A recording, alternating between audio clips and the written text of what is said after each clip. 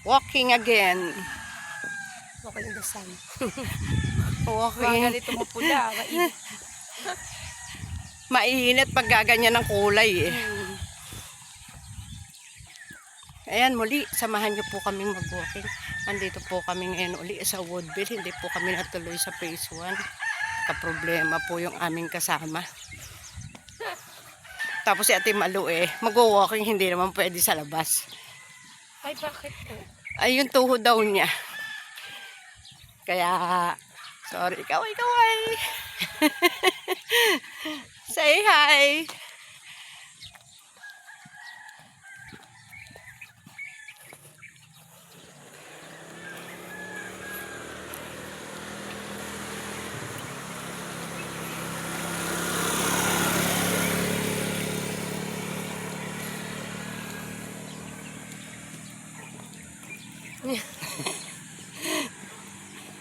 Sabi naman si Donna, tayong picture.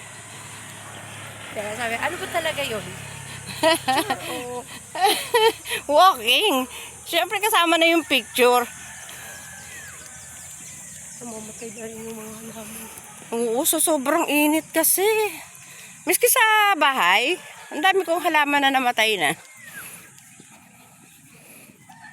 May JL pala dito, te.